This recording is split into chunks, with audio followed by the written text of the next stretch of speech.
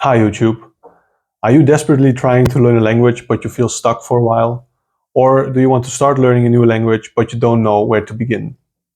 In this video, I will explore the different methods that one could use to learn a language, and I will also show the results of what happens if you combine them. If you don't believe me, keep watching. The end will surprise you.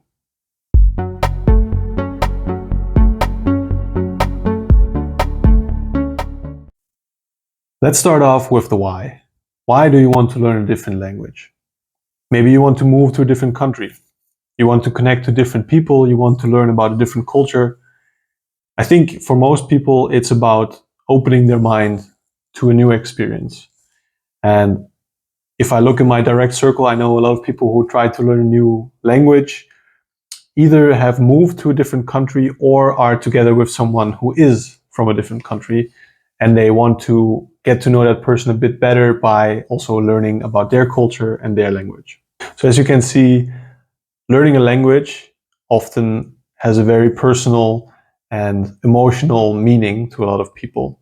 And that's why it's even more frustrating if you feel like you're stuck. Well, this week I have tried to list all of the techniques that I could find to learn a language, and I tried them all. It was a crazy week, but it was also a lot of fun. And I can honestly say that there are a couple of things that I will keep doing now that I know how easy they are and how effective they can be. Let's start off though with the concept of learning. So how can you conceptualize the learning process, the learning of a language? Learning of a language, I think, consists of 4 segments: listening, reading, writing, and speaking. So similar to the video that I made about communication, you always have 2 parts. One is the receiving and the other is the giving. So you have the speaking, where you're basically creating words yourself, and you have the listening part where you're taking in another person's words. And the same holds for language, since it's a communication method. But the extra separation here is, of course, that we have the written form and we have the spoken form. And typically what you will find in any language learning is that the writing is easier than the speaking or listening, and at the same time also the taking in rather than the creating is easier. So you can say that probably reading is the easiest, and then depending on your personality, writing or listening might be easier, and the hardest for most people is definitely speaking. So saying it out loud with the right pronunciation and coming up with the words yourself. There is, however, another concept that I would like to mention, which I borrowed from the machine learning field, which is the concept of supervised versus unsupervised learning. Supervised learning means that you have a bunch of input and you already know what is the correct output, the correct answer. Unsupervised learning is you get a bunch of data and go ahead and structure that yourself and try to find out what is right. So if we would pour that into the language learning realm, to give a concrete example, if you are learning words, so you have your English list of words and you have, let's say you're learning German, you have the German translation next to it, and you're trying to memorize that, that would be a form of supervised learning. The direct answer is already there and you can match them one-to-one. Now, an unsupervised example would be if I were to listen to a song in Japanese. I have absolutely no clue, no framework, no direct translation of that. I'm just hearing a bunch of Japanese words.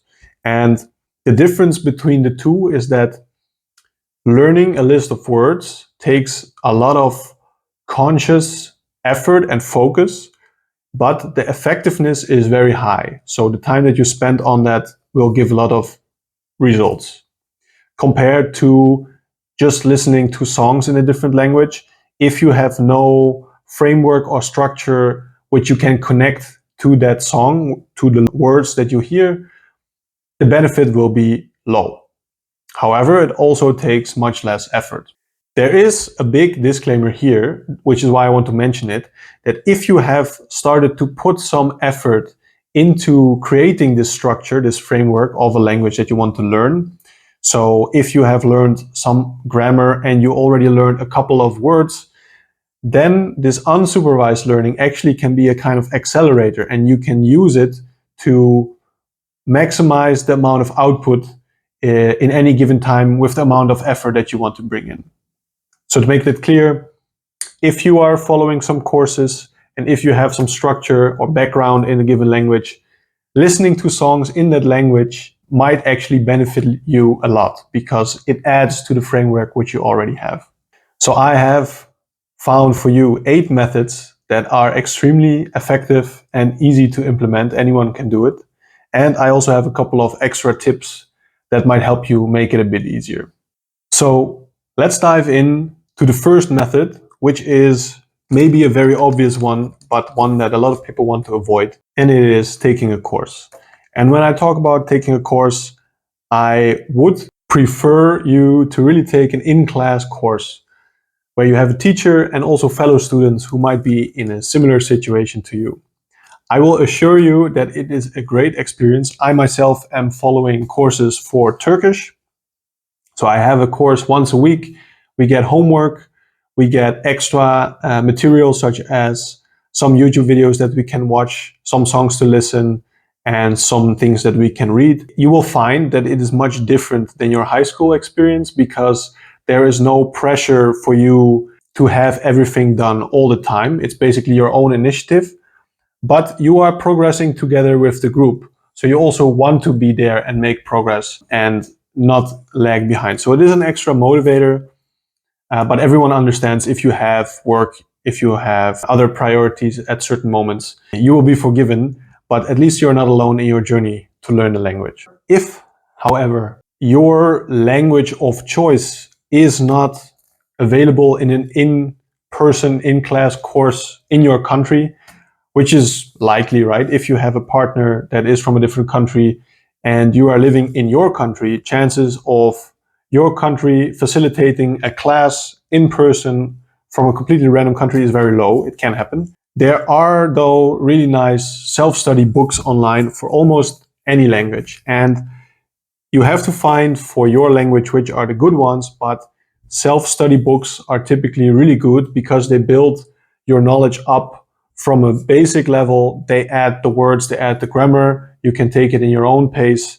And I try to do a combination of self-study and course. So I have a self-study book, but I also follow the course book from the course that I am following. So in that case, you can basically get the same information, but on parallel roads, because not every teacher teaches the same way and not every book explains it in the same order, but the general concepts should be similar.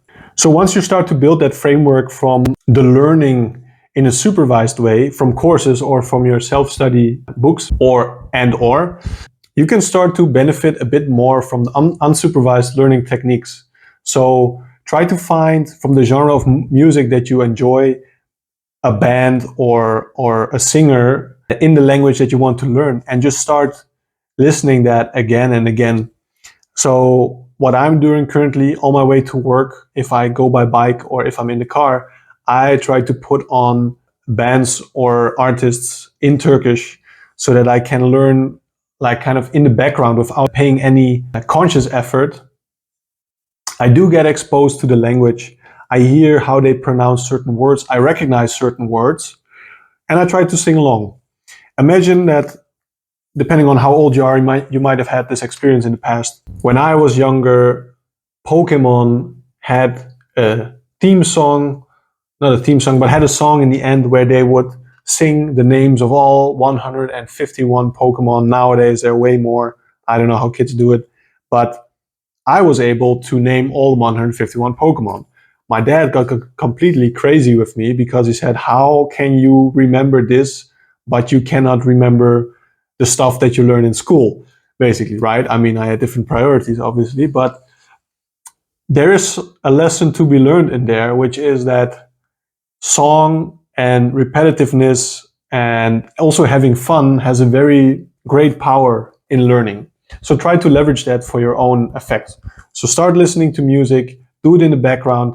For the past week, I have forced myself to listen to nothing else except for Turkish spoken music. Next on the list, we have watch movies or series, which is also a great one. Nowadays, we have Netflix, which is available, like almost everyone has Netflix. If not, you have probably access to another streaming service, or you might download something. But download it in the language that you want to learn, and then add subtitles, right? So I would call this also maybe semi-supervised, because you might not always make the direct connection between the subtitles and what you are reading. So at first you might start only reading and hearing the language you want to learn in the background. But after some time, especially if you have the framework building up from your conscious work, it might become easier and easier and more natural to also understand what they say. A nice anecdote, which I found from the course in Turkish, which I'm following, is that a couple of ladies that joined the course actually started joining because during COVID, they watched so many Turkish series that they said, wow, this is an amazing language and I want to learn it. So that was their only motivation, and they're actually quite good at it now. So you can find really great series and you wouldn't have access to them if you wouldn't speak the language, let's say. But take advantage of that and also enjoy it. Similarly to listening music or watching series, you can try to read some books. The benefit of reading books over movies and series is that you can really take it at your own pace. So if there's a sentence, you can just read one sentence and then try to translate it word by word with a notebook next to it. Or you can just try to underline the words that you didn't know and then go back to it. So you can take it way slower than if you were watching a series or listening a song. You have to pause it all the time. So this would be maybe a bit more of a conscious effort, but I would also suggest that you take books of the level that you are at. There are a lot of books if you start from A1 level that you can find, but you can also find some children books, like really from kids who maybe start to learn how to speak. They also don't know that many words or difficult sentence structures, and typically these books have a lot of pictures in them, so you might benefit from that. So for instance, this is one of the books that I am trying to read right now. It is a book about magic words. So these are the magic words, which are basically all like good morning, thank you, welcome, all the things that a kid would learn how to be polite, let's say. And then, like you can see, there are a lot of pictures, and you kind of know what it is about, even though you don't know any of the language. And then you can really take it slow. And I can really recommend this. It's also fun. It feels sometimes a little bit silly because it's not necessarily where my interest lies, but it can really help you to get started. So the next thing that I really, really enjoy, and I'm happy that I found it, is actually listening or watching to YouTube videos which have conversations of the language that you want to learn at the level that you want to learn. So YouTube has a great catalog basically of all kinds of videos of people from different backgrounds having different kinds of conversations, different topics at the level that you're at. So you can just type in A1 German, A1 Turkish, whatever you want to learn. And there are thousands of videos that you can watch or listen other people having conversations. And what I learned from that is specifically how people pronounce different words. And I use it when I'm on my way to work, also driving in the car. It feels a bit like a life hack here, that I'm not even watching the video. I just put the sound on and then I drive to work and I hear some people speak in the language that I want to learn. It's really an amazing tool to use. And it does take a little bit more of your focus and concentration to really take those words in and understand what they're saying.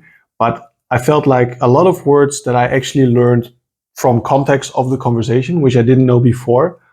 And because of the way that I learned it, I found it way easier to remember them. Another thing is that a lot of these conversations are actually done by people who make channels to teach you. So they might even explain a certain concept at, let's say, A1 level, and then they explain that concept with different sentences coming from different angles. So you might learn new words by context, or also because they're reason is to explain the words to you, to teach you the words. So it is a really great source of learning, and I really recommend you to put it on in the background if you are doing laundry, if you're doing the dishes. Put on your headphones, put on the YouTube video somewhere in the background, and just listen to it. And whenever you get tired, you can always resort to listening to music, which is a little bit less effort and more unconscious. And when you feel more alert and focused, you can switch back to YouTube videos and increase your learning. So there's one thing which we sadly cannot avoid, which is you also really have to talk to people. If you're like me, you might feel a little bit anxious or shy to say some things in a different language that you're not completely comfortable with yet. It can feel a bit like singing to other people. You kind of feel like you have to perform and give a performance, and it has to be good. But in essence, that is in the end what you like to do, right? You want to be able to speak and communicate in the language that you're trying to learn. Now, there is a great tip which I can give you, which might make it a bit easier, at least it did for me, to go over that threshold of engaging with people. If you know any people who are native speakers, try to write them via text or WhatsApp. So what you do then is basically you create much more time for you to think about what you want to say, and also to read their responses and to respond to their responses.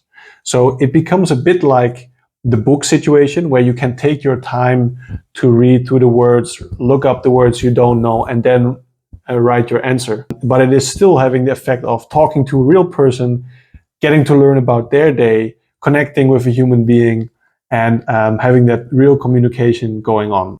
Now, there is another thing, that if you don't know anyone who speaks that language natively, or anyone who wants to talk with you for some reason, there is another great trick that I found out. That is, you can go to ChatGPT and ask ChatGPT, can you have a conversation with me in French at A1 level?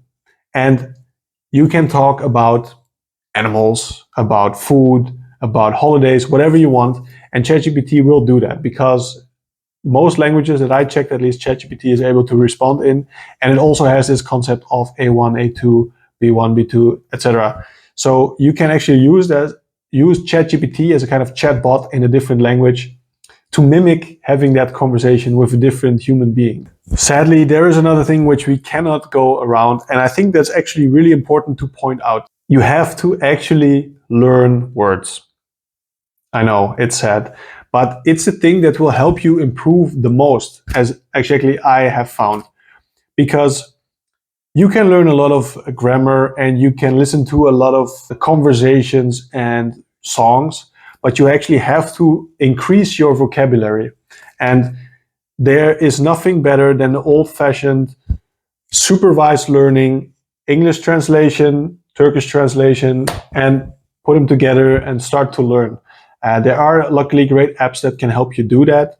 There is a pro tip here that I do want to share with you. If you want to start communicating with other people and you are learning words, the first things that you should learn in a language is to say, what is this? Can you slow down? And could you repeat that, please? Because those three things, if you can say those comfortably, you can maneuver your way around different conversations. If someone tells you something with a word or with words that you don't know, you might say, can you repeat that, please? Or you might even learn the phrase, can you say that with different words? Can you say that in a different way? Or I don't understand. So these things, I think, are really fancy, because the people understand that you're trying to learn. So you're giving them something, but you're also letting them know basically what is the case is that this specific word I don't know. And any word that you will learn through that method is a word that you will likely never forget again. So in summary, we had quite a few pretty nice methods, which I all try to apply for the past week. And I will apply a couple of them even continuing from today on, because I think they really helped me. And I learned so much in a week. It's pretty crazy. So what I did was, whenever I woke up, I started to practice words. So I just did the standard word learning procedure. Whenever that got too boring, I switched to Duolingo to learn it in a little bit more playful way, less dry. When I went on my way to work, I listened to these YouTube conversations at an A1 level. At work, if I had a break, I also tried to continue with the apps Duolingo or just learning words in a supervised way. On my way back, I was usually too tired, so I put on some music to engage more with the language. And when I came home, I tried to learn more words, do my homework for my course, and read some books. And then I also studied different books. There's also a great website, which I will share in the description, which has a lot of sources for different levels and different languages, where you can just go and check, I want to learn French, A2 level, boom, and there are 10 texts that you can just read for free, which I think is really great that that exists.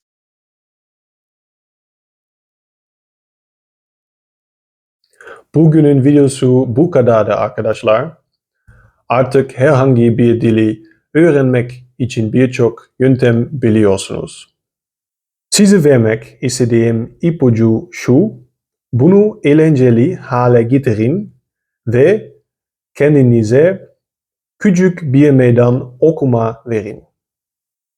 Bu videoyu beğendiyseniz lütfen beğenin ve arkadaşlarınızla paylaşın. İyi günler.